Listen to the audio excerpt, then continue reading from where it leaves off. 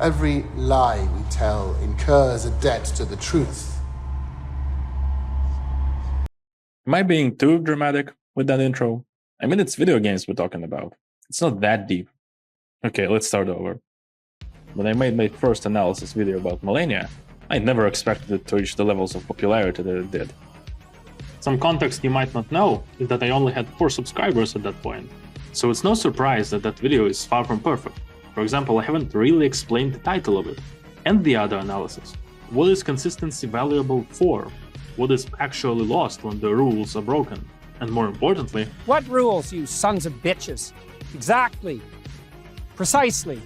That is what this video aims to resolve. I will attempt to explain what the rules are and where they come from, and what are the consequences for breaking them. To that end, I have prepared a short list of games to provide examples of the rules being subverted in various ways. But since I don't want to sound like I just complain about everything, a decent portion of those are actually positive examples. And instead of just saying, "You've got to do better, Senator," the entire time, I'm going to show what better actually looks like. Obviously, there will be spoilers for all the games you see here. Some of them minor, others not so much. But before we start with that list, the rules. The rules is just the way I refer to gameplay mechanics. But that's not exactly precise either, so I'll have to define that as well. Gameplay mechanics is one of the steps of the cycle of interaction between the player and the game. By default, you as the player don't know how exactly the game mechanics function. You can only observe the effects of your input on the game world, and try to reverse engineer the mechanics from that observation. And as long as the mechanic remains consistent, you will be able to internalize how it works and eventually stop thinking about it as a mechanic and start seeing it as what it is supposed to represent in universe. For example, in the real world, invulnerability frames don't exist, but neither do hitboxes that extend far beyond the weapon itself. Iframes is a mechanic that is designed to represent the player character dodging the attack. And while the action of dodging may not look like it would look in real life, your imagination can fill in the blanks. In other words, you will be able to immerse yourself in the game world. And once you do, having to remap your understanding of a given mechanic will inevitably damage your immersion. Of course, if that happens because you misunderstood the mechanic, then this isn't the game's fault, unless the game did a very poor job of explaining how it works. However, if your understanding of the mechanic was correct, but the developers decided to subvert it, most likely you will feel like you were tricked, that you were lied to, which is where the intro clip and the theme of this video came from. I want you to try and consider the examples of mechanical subversions from the perspective that every time a game mechanic is subverted, it means that you were given deliberately incorrect information about that mechanic. In other words, the game lied to you. The developers lied to you. So, grab a snack and get comfortable in your chair, because we are gonna be here for a while.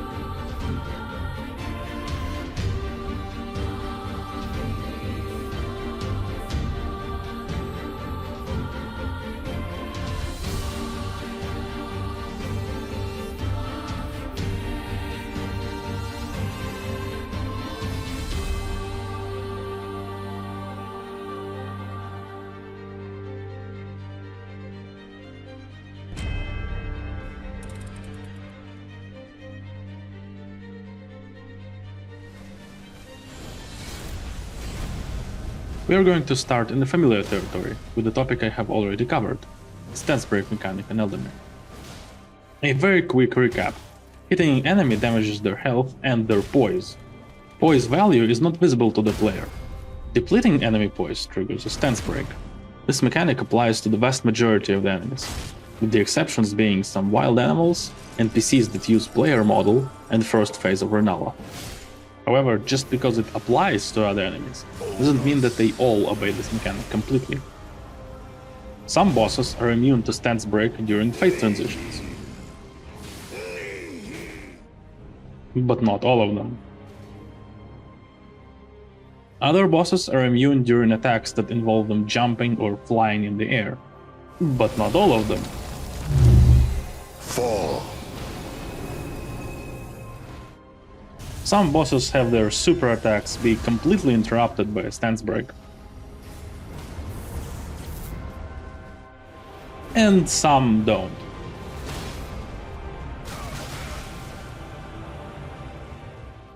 Stance break immunity is already an exception to the rule, so seeing exceptions to that exception just makes it very difficult to decipher any sort of meaningful pattern.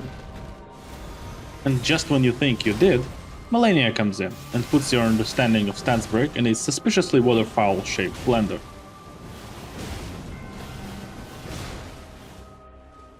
Because she ignores stance break during every single animation that grants her hyperarm, which is also not how hyperarmor works. All of which is a massive problem when players dare to have the completely reasonable expectation that the mechanic will function as advertised in the tutorial. Because unlike Dark Souls, Elden Ring has tutorial pop-up messages.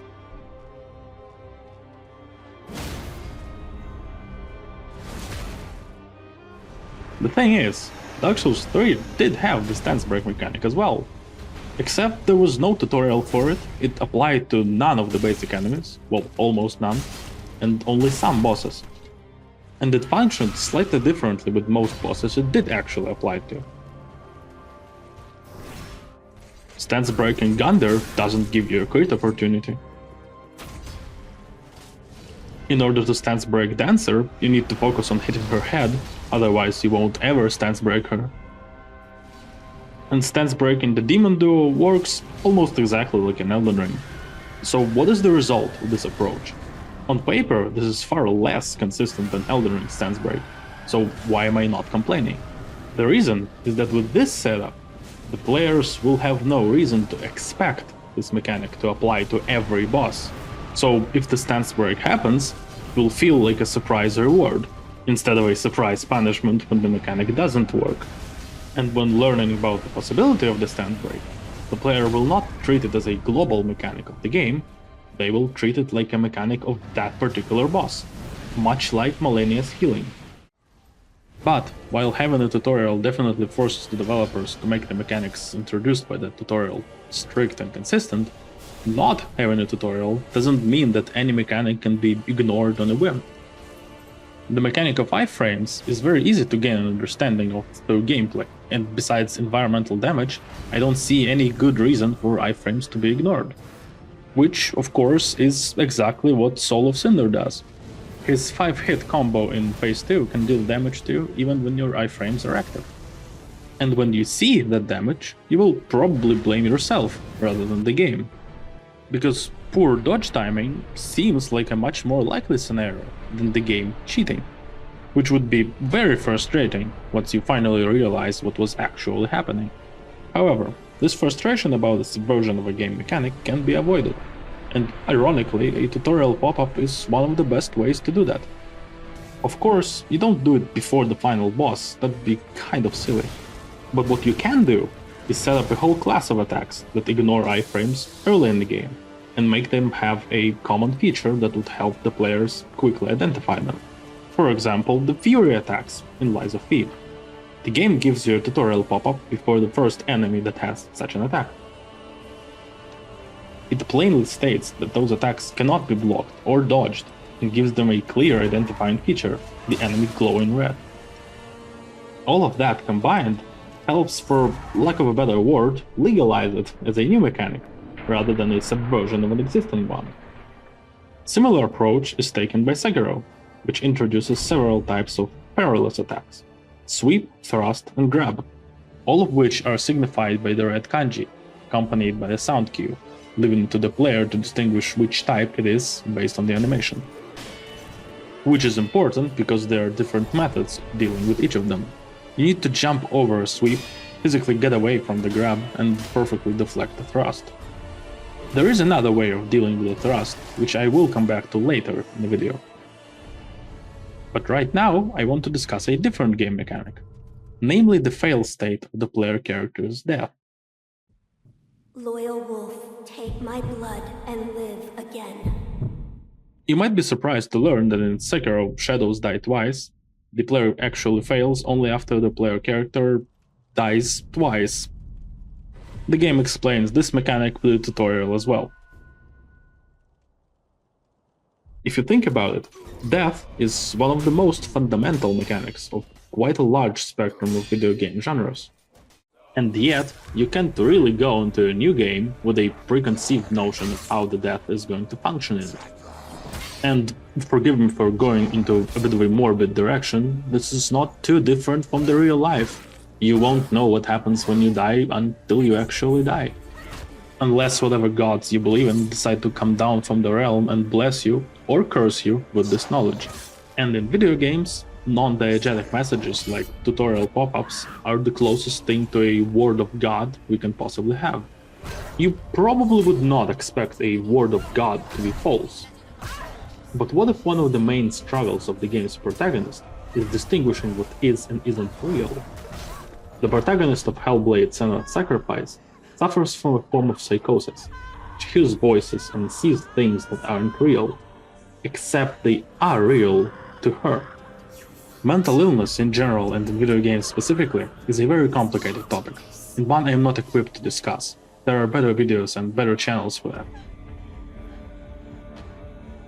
I, however, will try to talk about how that impacts the gameplay. Very early in the game, you're introduced to the mechanic of rot, and it is explained to you twice. The first time is done by one of the voices in Senua's head, particularly the one that has taken the role of the narrator. A vision of what's to come. Poor Senua. The darkness does not bargain. It does not reason. It is rot. And now it has taken hold. It will spread towards her head, the seat of the soul, until there is nothing left of her. See, the voices Senua hears will frequently break the fourth wall, but even the narrator voice is still diegetic, because Senua also hears it. But it is that second, less cryptic explanation of the rot mechanic that is the topic of this section of the video. Because it is done in what I'm pretty sure is the only time the game puts plain text on your screen that isn't subtitles, menus, or credits.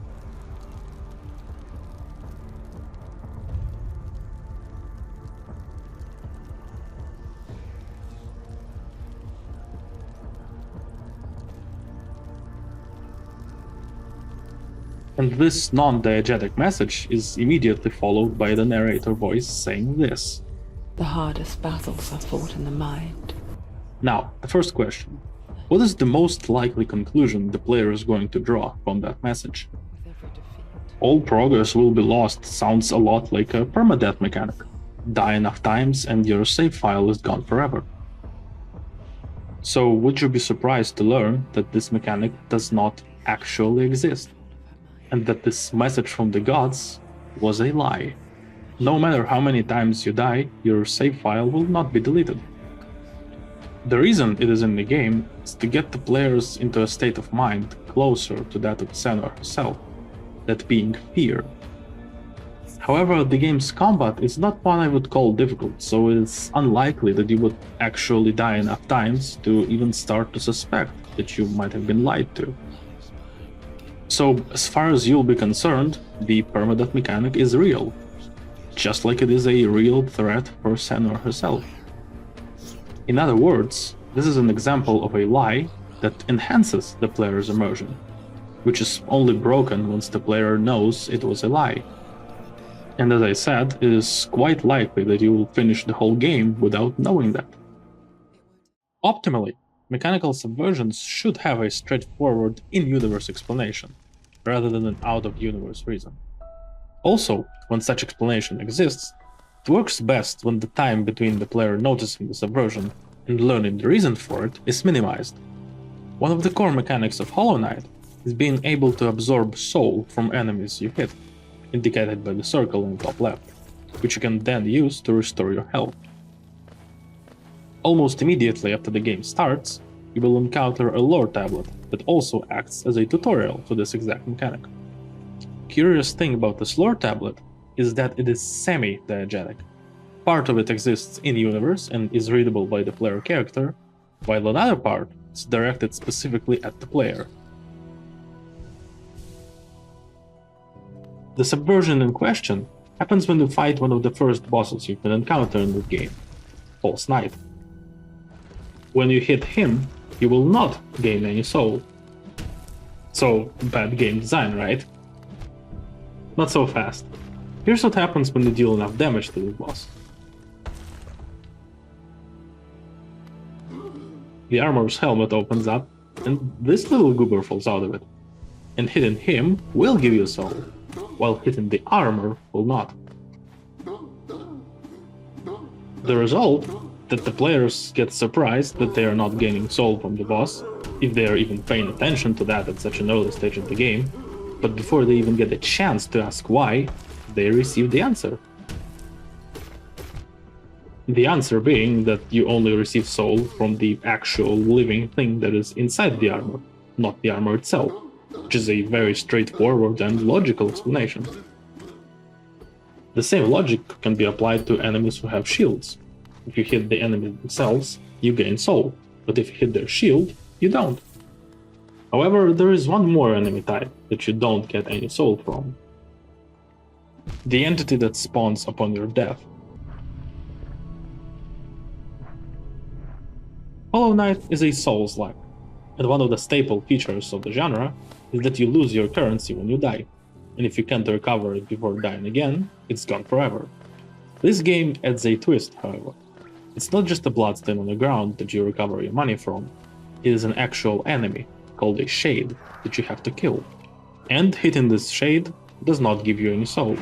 There is a lore reason for this, but you will not learn it until much later in the game. However, I don't think this is an issue. Gameplay-wise, the shade is very easy to kill, while lore-wise, it is so far beyond your comprehension at this stage of the game, that it is not reasonable to expect to have all the answers immediately. Another game that, despite not being a Souls-like, adopts the corpse run mechanic is NieR Automata. Except, instead of losing local currency, you lose something called plugin chips, which provide stat and utility upgrades that basically define your playstyle in this game, besides weapon choice. So when you die, you will leave behind your old body, and if you die again before you recover it, you guessed it, your plugin chips are gone. Since you play as an android, dying doesn't mean the end for you, and your respawn is essentially your body being rebuilt and a backup of your consciousness being uploaded into it. Which, depending on how much existentialism you want to approach this with, doesn't actually mean it would necessarily be the same person, but that's besides the point. So, as I respawn, you can see that I have lost my plugin chips. And on the minimap, there is now an icon that shows where my corpse is. As expected, recovering the body restores the plugin chips to their state before death. However, this death mechanic does not stay for the whole game. NieR Automata has multiple playthroughs, and if you haven't gotten ending C or D, you have not finished the game yet. So, in Route C, after a certain story event, the game switches to a more classic death equals game over equals save reload system. Right now you can see that I have all my chips equipped.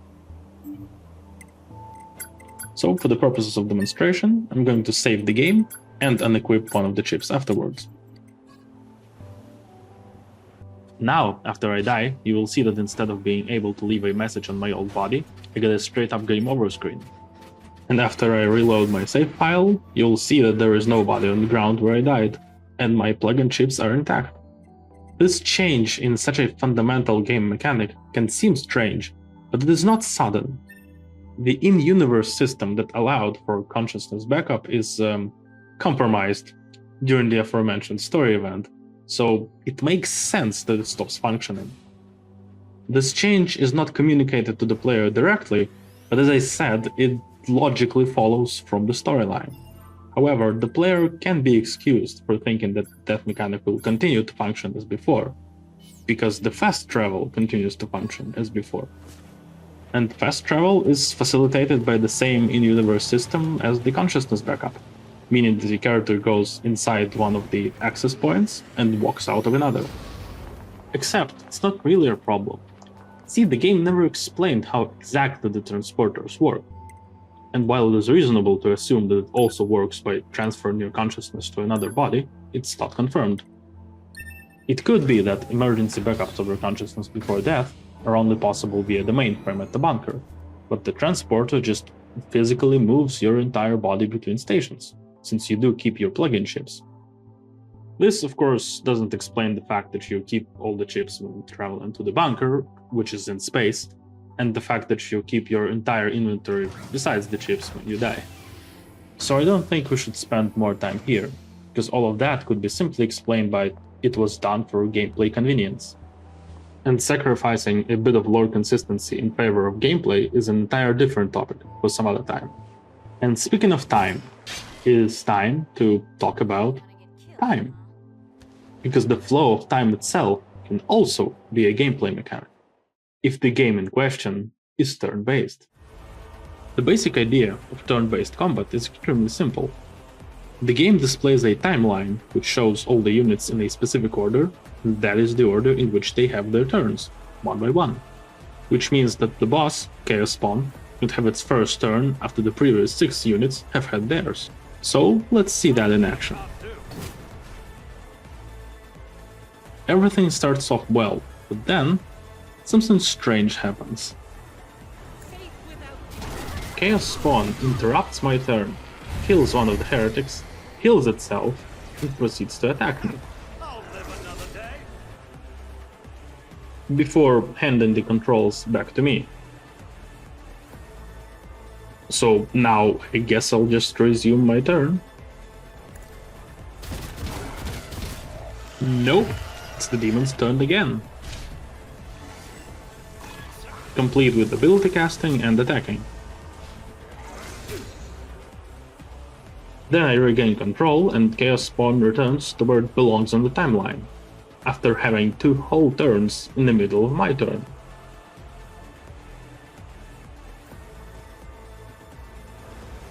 And now it's time for its first proper legal turn. So, what exactly has happened here and why? Maybe we've just missed something. Maybe we are lacking critical information. The game itself seems to think so, because it is at this point that it displayed the tutorial about inspecting units. You will encounter enemies with various abilities and features. If you wish to learn more about an enemy, click right mouse button on their portrait. Oh boy, do I wish to learn more about this enemy. Okay, let's see here. The window displays all the stats, current buffs, debuffs, one of which is energy boost, which the demon got by devouring its allies, as well as abilities, specifically Devourer, which is the reason for all of this. And the problem is that the description has no mention of the demon being able to use this ability outside of its own turn. The thing is, simply attacking out of turn is not unheard of. Rogue Trader features a mechanic called Attack of Opportunity, which triggers when you try to move your unit out of the melee range of an enemy unit. But that is just one attack, and the mechanic is explained to you with the tutorial pop-up. But there is nothing that will explain the demon being able to have an entire turn in the middle of my turn.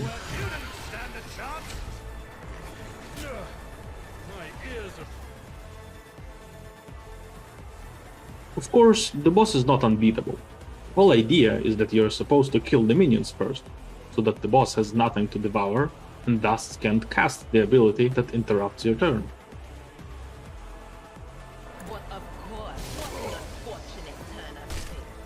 And once all the minions are dead, you can proceed to kill the boss in relative peace, without the threat of being interrupted for no reason. But the question remains, why is the demon allowed to break fundamental game mechanics? And is there any way this can be fixed or improved? This is a rhetorical question, of course there is, and for that we will take a look at another turn-based game. Othercide is also a turn-based game, and its first boss fight also features a main boss, the Surgeon, supported by several minions, caretakers. This game takes a slightly different approach to the timeline. It is much more granular and is expressed in initiative units. Instead of being strictly one after the other, the turn order is defined by unit's end of turn delay, which describes how much time that unit has to wait until its next turn. The game has several mechanics which can manipulate the initiative, speeding up allied units or slowing enemies. The minions in this encounter, for example, can buff the boss, and a part of that buff moves the boss 10 initiative units up the timeline.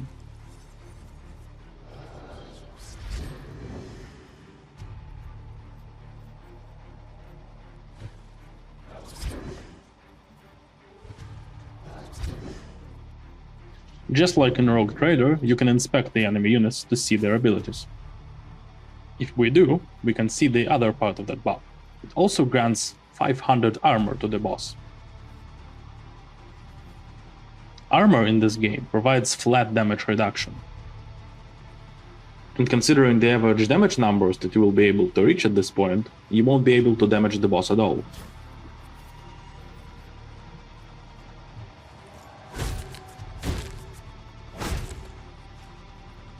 So until you kill all the minions, the boss is functionally invincible. Which is how this game guides the player to kill the adds first, instead of making the boss simply break turn order for no reason. But this game does actually feature abilities that are used out of turn order. The way they function is similar to how attacks of opportunity work in Rogue Trader, except with different triggers. Here it's an entire class of abilities called reactions. This reaction, for example, allows me to attack an enemy who walks into my melee range, as opposed to a classic attack of opportunity against someone who tries to walk away. After I use the ability, you can see the reaction icon on the timeline.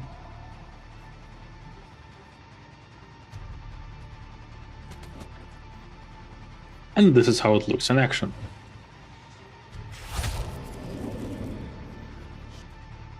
If you have a keen eye, you might have also noticed another reaction icon next to the boss. This specific reaction triggers when you kill all the minions. The result is that the boss will enter his second phase, and it also resets his initiative to 0. Which sounds very similar to what Chaos Spawn did in Rogue Trader. But the crucial feature of reactions in this game is that you have to cast that ability in advance for it to function. And so does the boss. Even though there was no special animation, the boss did cast the ability. Now let's kill the last minion and see how it works.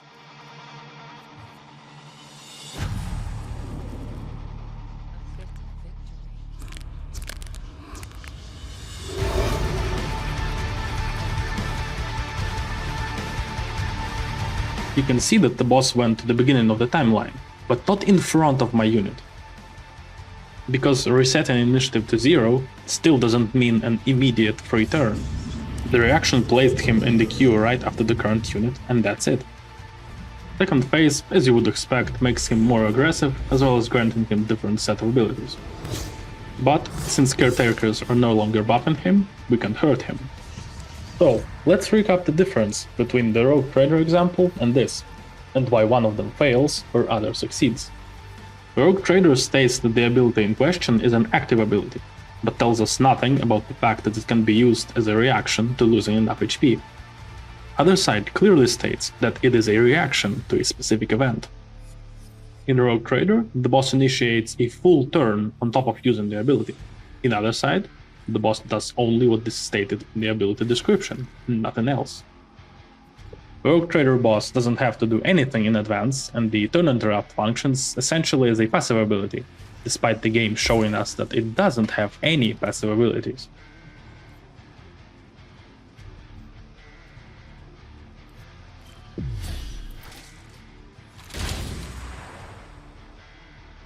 reactions in Othercide have to be cast before being able to be triggered.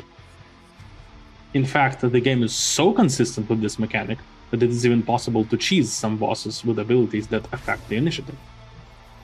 If you manage to delay them before their first turn, they won't be able to cast the reaction that is supposed to phase transition them and reset their initiative, so they will never be able to enter phase 2.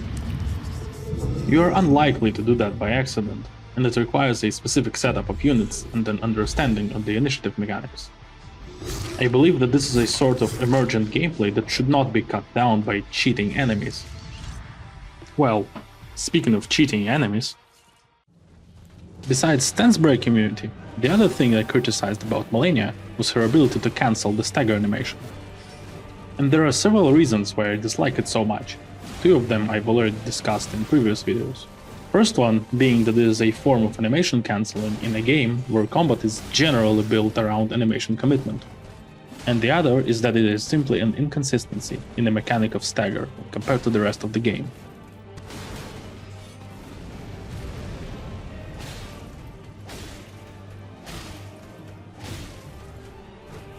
Of course, there is a caveat that she can only cancel every second light stagger, and using attacks with heavier stagger is a reliable way to avoid this. But out of all the reasons players should consider changing their playstyle, enemies breaking game mechanics is not a great one. Still, there is another reason I consider her stagger cancelling a bad thing, and believe it or not, it is actually related to the previous section of the video regarding turn-based games. And it becomes more apparent in her second phase, where she switches her stagger breaking dashes for an actual attack. Now, whenever she cancels a stagger, she starts a clockwise kick. And the point of comparison to turn-based combat is that this is an attack that is started after you have successfully landed a hit, but before your turn ends, because you are still in the recovery animation of that successful attack. The problem, of course, being that the boss has retroactively made your successful attack less successful. The success of an attack, when talking about staggerable enemies, depends on the stagger duration, which in fighting games is known as frame advantage. So when Malenia cancels the stagger, she essentially steals the frame advantage that you have earned by staggering her in the first place. Of course, Malenia is not the only enemy in gaming to defy stagger mechanics. Combat in Devil May Cry also revolves around staggers, and one of the bosses here also has the ability to cancel the stagger animation. When I say revolves around staggers, I mean the gameplay loop of launching enemies in the air and then juggling them with all sorts of stylish combos. Which you can do pretty much indefinitely, because DMC does not limit your actions with stamina management. And if you ignore the style meter, you don't even have to put much effort into completely stun-locking an enemy. Which already sets up a much more adequate reason to introduce stagger cancelling for a boss. But, as always, the devil's in the details, so let's see how Vergil handles stagger cancelling. When you stagger him and maintain the stun lock, after several hits you will see that Vergil gets knocked back out of your reach. Then, when he lands on the ground, both of you essentially return to neutral states, at which point you either wait for Vergil to make a move, or try to force it, then repeat the whole process. This knockback is his form of stagger cancelling. That is how he escapes the stun lock. But since the knockback animation is very long, by DMC standards, and it's not an attack, Vergil does not steal your frame advantage for himself, it is simply reset to 0. Bringing the turn-based combat comparison back, Vergil's stagger cancelling is closer to how the surgeon in Othercide resets his initiative to 0, while Malenia has her turn in the middle of yours, like Rogue Trader's Chaos Spawn. The thing is, wanting to avoid the possibility that the boss will get just stun-locked to death is understandable. But allowing the boss to cancel a stagger in the way that Malenia was done is simply not a good solution by any measure. In case of DMC, there is more than enough context that makes stagger cancelling a viable solution. No stamina management, long hit stun duration, and low skill floor necessary for a stun lock. And even then, an effort was put into making Vergil's stagger cancelling not feel punishing for the player. While with Malenia, the solution was simply to shift one animation transition trigger to a second frame of the light stagger animation. which, on top of stealing frame advantage, also leads to a completely broken interaction with another of her features. If you stagger her with any stagger level, precisely in between two attacks of a combo, when the stagger ends, she will continue the combo, which is already probably a bug. But it's made even worse if the stagger in question is a light stagger, because then she can continue the combo instantly.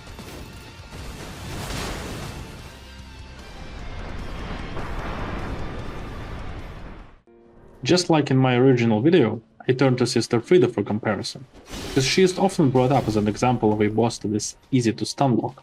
And that is true, but the reason for that stun lock is her AI, which is a valid criticism, just not related to stagger mechanic. Sometimes she will just stand there and attack in return, resulting in something that looks like a stun lock. But all she has to do is to dash away after the stagger ends naturally, with the dash granting her hyper armor. And even if she doesn't dash away, there is still an upper limit of how many attacks you can do against her, because stamina costs for attacks were balanced much better than they are in Elden Ring. But Friede is featured in this video for more reasons than one. See, lore-wise, she is an Ashen one, just like the player character. You've the same scent as that woman. Then you must be an Ashen one. What that means for the lore, you can find out on other channels. I'm here to talk about what that fact means for the gameplay. Gameplay-wise, Dark Souls 3 has the mechanic called Ember. When used, it restores your health to maximum, increases that maximum, and allows you to summon phantoms for cooperation. At the cost of opening your world to invasions from other players. However, there is an interesting exception to the mechanic of co-op summoning. Right before this boss, there is a summon sign that can be used even without the Embered state.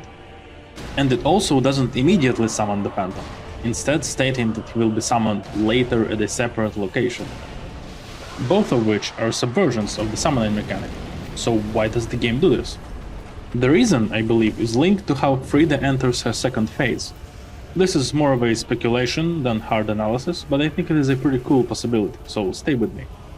During the phase transition cutscene, Friede is restored to life by the fire that Father Ariandel unleashes, and the effects of that fire on her model look suspiciously like the Ember effects on the player character model. And since she is an Ashen one, what does Embering mean for her, gameplay-wise? It means that her world is open for invasions. Because it is at this point, after the cutscene, that the Slave Knight Gale Phantom can actually appear. The mechanic of summoning is subverted, yes, but instead, we get a simulation of an invasion mechanic from a perspective that isn't achievable through normal gameplay. As a general point, I think that making enemies utilize mechanics that are normally only used by the player is a very cool way of surprising the players, not by subverting existing mechanics, but by following them. But since this particular example, like I said, is a speculation on my part, and also a different mechanic was subverted for this to happen, I have a different, better example of this concept. Remember, closer to the beginning of the video, I mentioned that Sekiro has a second method of dealing with thrust perilous attacks. That method is a technique called Mikiri counter, which is a part of Shinobi martial arts. And it allows you to parry the incoming thrust by inputting a dodge towards the attacker. Now, armed with that knowledge, let's head into the boss room. The boss in question is actually the adoptive father of the player character. And that fact carries with it a number of implications. Essentially, he is the one who taught Wolf most of what he knows about combat. He is also a shinobi, and as such he is familiar with shinobi tools and techniques, and uses them to great effect. So you might be able to guess where this is going. What would happen if we used the thrust and attack against him?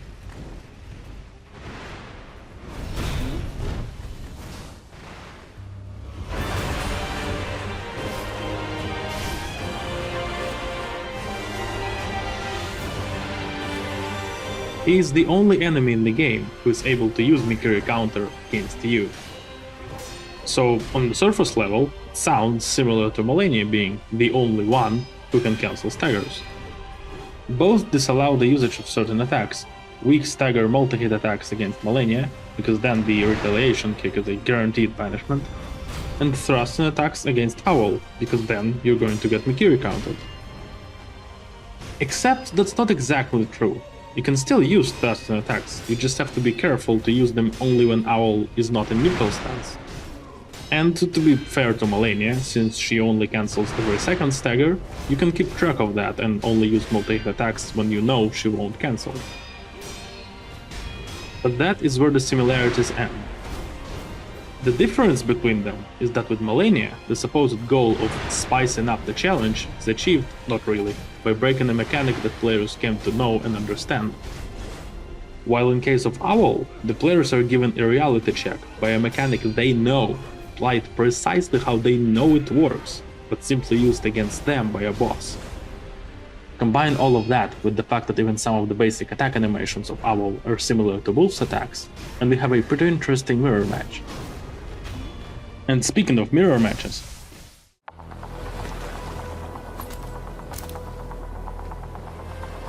You sure took your time.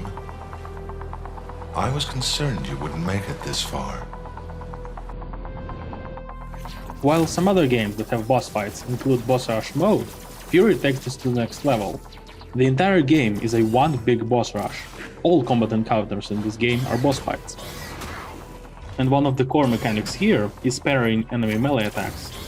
Each successful parry results in a small heal. The other aspect of parrying in Furi is that every melee attack is telegraphed by a white flash and a sound cue. What's really important though is that the delay between the flash and the strike is always the same. It is roughly 23-24 frames, depending on when you start counting and on some recording inaccuracy.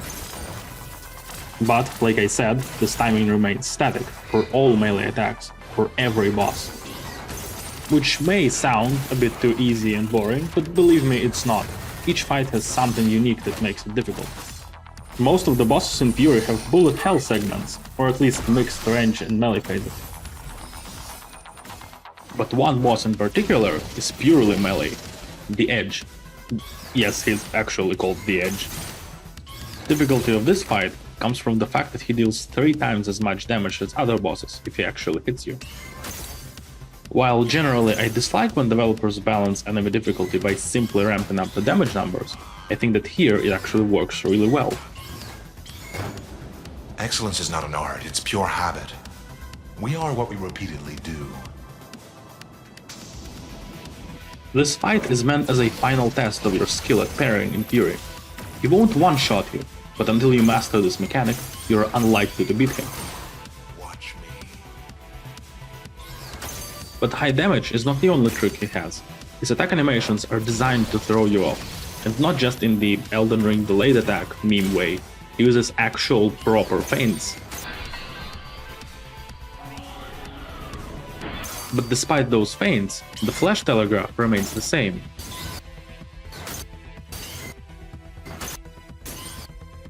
Even as he enters the second half of the fight and switches his weapons for something less conventional. You move well. You're reading me quite quickly.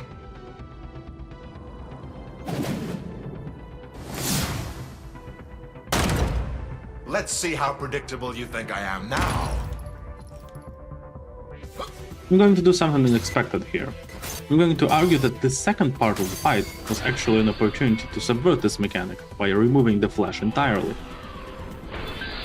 Of course, the damage would need to be toned back down, which is logical considering the weapon. I think this could work because the boss himself warns you about the unpredictability. Though I don't consider this a lost opportunity, as having the warning flash remain functional despite the unpredictability of the opponent still works narratively. Because the player character is most likely a cyborg, and the flash that the player sees can be interpreted as a user interface representation, the character's augmented reflexes. Heart rate, 8 BPM. Maximum speed, 73 kilometers per hour. Still, it would be interesting to see how well the players can parry without the training wheels of the warning flash. Because technically, the previous boss has already tested how well you can parry based purely on the flash. by turning almost completely invisible, leaving the flash as the only thing you can react to. I can't fail. This is my game.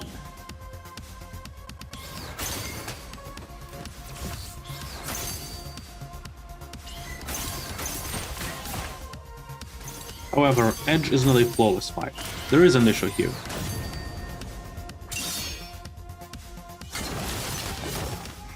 If you manage to parry a boss with the first few frames of your parry window, a perfect parry will occur. Attacking the boss in this state will trigger a short cutscene in which you deal high damage to the boss. However, if you perfect parry the Edge, a quick time event is started instead, similar to grab attacks from other bosses. Failing that quick time event will result in you taking damage instead. Same thing will happen if you put him in a critical state by using a charge slash.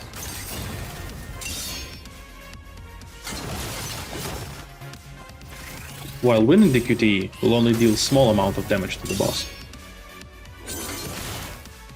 And it gets even worse in the second half of the fight, because now winning the quick time event will not deal any damage. This is one of the few things in this game that you can learn only by trial and error, as there is no reason you should expect something like this to happen. Granted, you do learn it after seeing it just once, and if your reaction speed is good, you'll be able to react to the QTE prompt and avoid taking damage. But it's still a subversion of an existing mechanic that forces you to unnaturally alter your tactic, to not attack the boss in a critical state. Similar trick happens when you stancebreak solo Cinder. He is one of the bosses that don't open themselves for a critical attack when stance broken, instead simply giving you time to deal some free damage or to heal. When he enters his curved sword phase, he gains the ability to parry you, but he only uses it after getting stance broken.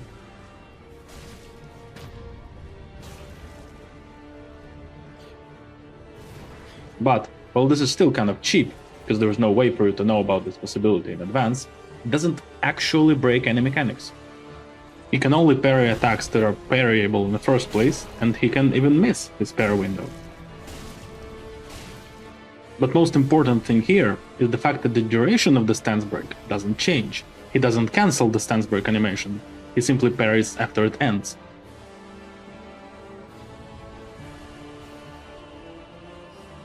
This is very much comparable to a player pressing the parry button after exiting stagger from an attack.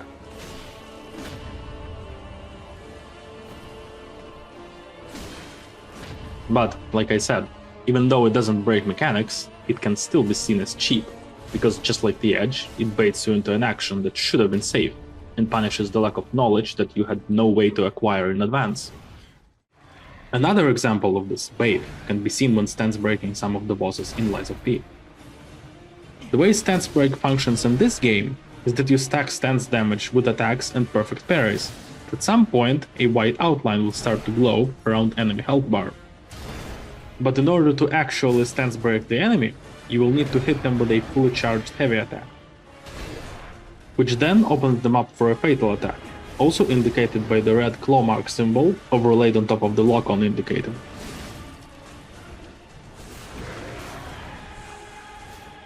However, when stance break in Luxasia, something slightly different happens.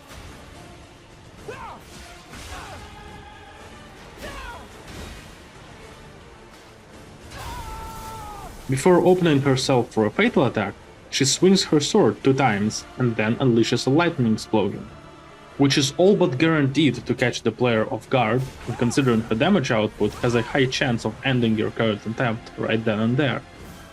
However, while it would be funny if she was the only one in the game who can do that, to tie this back into Malenia's team, again, there are at least 4 more enemies who behave in this way. The saving grace here is the fact that while this is a subversion, by the time you face Luxasia and Simon, you would have already seen this behavior, so you would know to expect this. Therefore, it all comes down to the first time you encounter this subversion, Champion Victor, which unfortunately is also a boss. I say unfortunately because in my view, a boss fight is like an exam of your knowledge of the game, so subverting that knowledge on the exam itself can be seen as poor taste. It is generally better to prepare the player for the possibility of such a subversion with a basic enemy. The game even has a perfect candidate for this introduction. You encounter this enemy right before Victor's boss fight, He is very similar to Victor in terms of aesthetics and fighting style. And if he didn't attack when getting stance broken, preferably with a slow and obvious wind-up, then players would be more likely to expect similar behavior from Victor. Victor himself has a decently obvious wind-up though, so it still kind of works as an introduction. A much bigger problem is the fact that if you deal too much damage to him while he is in his desperation attack state, you can knock him out of it, which means that he doesn't fall into critical state, so you miss out on a fatal attack. And yes, same thing happens with Luxasia and Simon as well.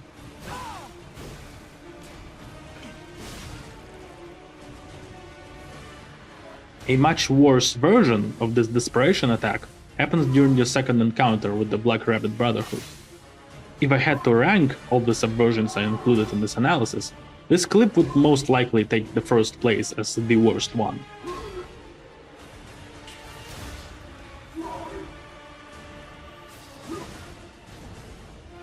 Did you notice it? If you look closer, you will see that he actually went down fully, and even displayed the fatal attack prompt, red claw marks and the red circle on the ground. That claw mark symbol does not exist in universe. It exists only for the players to inform them that a fatal attack is possible. It is an element of user interface. The only way to tell that something is wrong is to notice the crystals on his arm that start to glow. These are ergo crystals, and ergo is actually the unifying theme between this boss and Luxasia, Simon, Victor, and that basic enemy right before Victor. So it is a valid interpretation that it is ergo that gives these individuals the ability of this desperation attack. However, this game also has an enemy which doesn't get the justification of being an ergo-infused human, which immediately ruins that theory. This enemy also appears after Victor, so it doesn't work as an introduction to desperation attacks either. But regardless of all of that, the biggest problem I want to draw your attention to is the subversion of the user interface.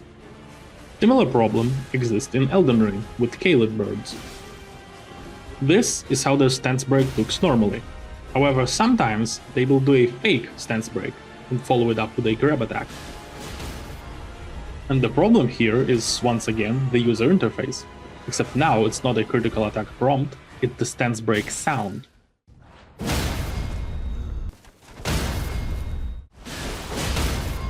Without the sound, the main way to interpret this sequence of events is the bird tricks the player character by pretending to be stunned or off balance. But with the stance break sound added, it completely destroys the player's immersion by bypassing the in-universe agency of the enemy and the player character, because now it's the game, and by extension the developers, lying directly to the player. User interface is something that simply cannot be subverted, unless the game in question has other examples of a fourth wall break and the general feel of the game is less immersive in the first place, like Cuphead, for example. In Cuphead DLC, there is a boss fight with Moonshine Mob, and as you go through the phases of the fight, you take out all the members of the aforementioned mob. And when you defeat all of them, a knockout screen appears, signifying your victory. Except there is one more member, the leader of the mob specifically. So did the game lie to us here? Were we tricked by the fake UI? The thing is, this victory screen is not fake UI in the sense that it is a UI element that is lying to the player. It is fake UI because it is not a UI element at all. The actual knockout screen looks like this. And it is the same for all the bosses, including the real knockout screen from Moonshine Mob. While the fake one involves the actual in-universe characters holding a banner that simply has the word knockout written on it. This is a fourth wall break, meaning that it is something that happens in-universe, but it's explicitly directed at the player, rather than at other in-universe characters. And the main point is that it does not infringe upon the actual user interface, and avoiding getting tricked by it is extremely easy if you are simply paying attention. There is a similar scenario in Sekiro. which is a game that doesn't get the benefit of playful fourth wall breaks like in Cuphead. It happens during your fight with Guardian Ape. Normally, when you finish a boss fight, the game displays a victory screen that says Shinobi Execution. And when you defeat Guardian Ape, that is exactly what happens.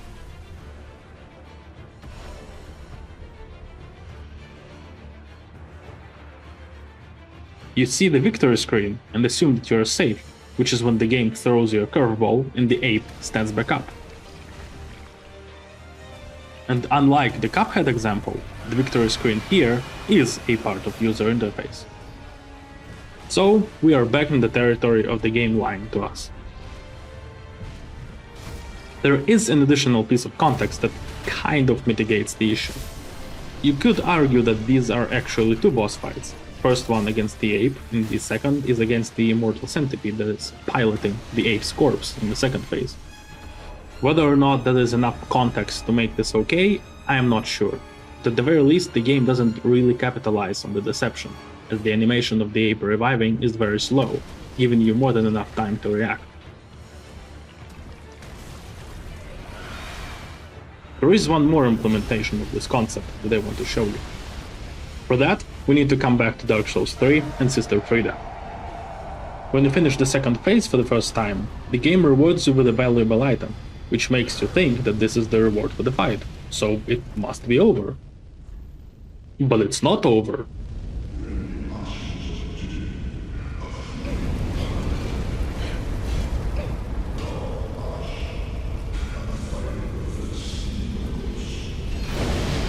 Friede has a third phase. So what exactly was the trick here? The game doesn't subvert the victory screen element of the user interface, like Guardian Ape, and it also doesn't do a fourth wall break, like Cuphead. Instead, it utilizes a completely different mechanic of rewarding an item when defeating an enemy, in this case, Father Ariandel himself. And it simply relies on the players making uninformed assumptions based on that, basically surprising the player by circumventing existing mechanics, rather than breaking them, which in my view is how it's supposed to be done. So, seal of approval, right? Well, almost. There is still a flaw here. While the game doesn't display the victory screen, it does play the victory sound effect.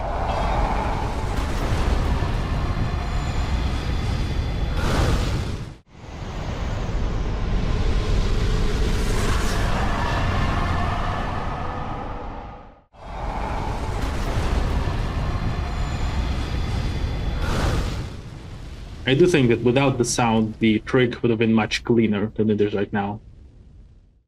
And that's the end of my list, actually. There are a couple more honorable mentions that I will put in the description, but as far as this video goes, the only thing left to do is to summarize it. Most gameplay mechanics, like iframes for example, are able to be reverse engineered and understood by the players through basic observation. Arbitrarily allowing a boss to ignore iframes is bad game design, because it can make the players blame themselves for bad dodge timing, when in reality they took damage to no fault of their own, because they didn't even know they were being tricked. Much better solution is making a specific recognizable type of attacks that ignore iframes, and explaining them with a tutorial, which would legitimize this subversion as a new mechanic. Tutorials are not necessary to introduce mechanics or deliver information to the player. However, once a mechanic is introduced by a tutorial, it should remain consistent. Any information given to the player non-diegetically, through a tutorial, inspect window, or an element of user interface, has a higher level of credibility, and thus has much harsher standards applied to it.